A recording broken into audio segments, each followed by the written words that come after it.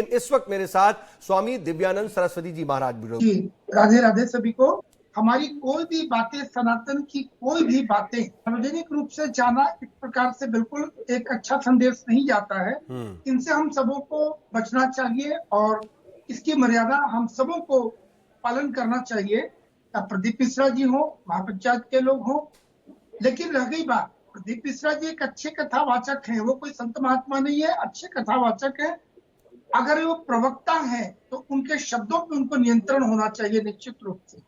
हम क्या बोलते हैं इस बात का ख्याल रखना चाहिए। हमारा कोई भी संदेश या हमारी किसी वाणी से अच्छे हैं, मैं उनको एक तरफ से प्रशंसा भी करूंगा, लेकिन मेरा सुझाव अवश्य होगा जैसे तो बाबा तुलसीदास जी के बारे में उन्होंने जैसे बताया, वो कभी पहले, वो भी दोहराना उचित नहीं है।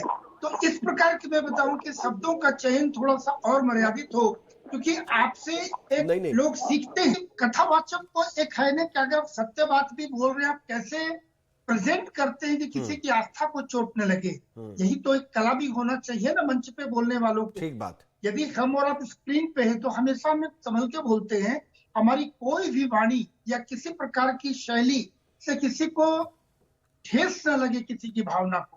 रह गई बात हमारे शास्त्र की बात है, और सभी तो सनातनी है, यहाँ बाहर का कोई भी व्यक्ति नहीं है।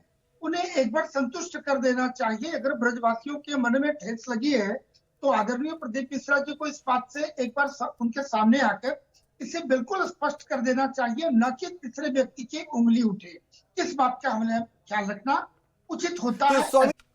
नहीं, बहुत आधारभूत भी नहीं है, बिल्कुल निराधार नहीं है। अगर बातें उठ गई, किसी के भावना को, किसी विशेष समूह को अगर ठेस लगती है भावना को, तो उनके मन में जो क्षुधा है, उनके मन में जो पीड़ा है, उसे इनके शालीनता से एक बार उनको तथ्य को सामने लाकर उनसे कर देनी चाहिए, माफी मांग ले, या फिर अपनी बात रख देना चाहिए। इतनी सी बात है, लेकिन बहुत तूल देने की बात आवश्यकता नहीं है। कि इस प्रकार की यदि विवाद हो रहे तो उसका स्पष्टीकरण करने के लिए एक तीसरा पक्ष जो बिल्कुल ऑथेंटिक है, जिनको सभी पक्ष माने, ये दोनों पक्ष भी माने और सनातन समाज के लोग भी इनको स्वीकार करें, ऐसे लोग या संत समाज के लोग हो, धर्म संसद हो, इतनी बड़ी तूल देने की आवश्यकता नहीं है। धर्म संसद इतनी आसानी से लगनी भी नहीं चाहिए, लेकिन ऐसे कोई सम्मानित संत हो जिनको दोनों पक्ष के लोग माने, उनके सामने बैठ के स्पष्टीकरण हो